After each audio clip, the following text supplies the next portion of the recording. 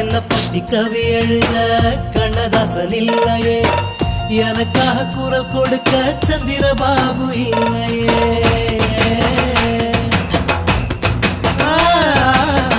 என்ன பத்தி கவி எழுத கண்ணதாசன் இல்லையே, எனக்காக குரல் கொடுக்க சந்திரபாபு இல்லையே. அவளைக விடும் கண்ணீர் என்னும் ஷவரில் குளிக்கும் பெண்களே, செம்பர பாக்கம் எரிய போல வறண்டு போச்சு கண்களே.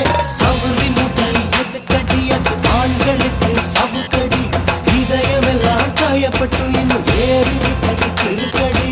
அகிம்சையான இம்சையடி காதல் என்னும் நெருக்கடி.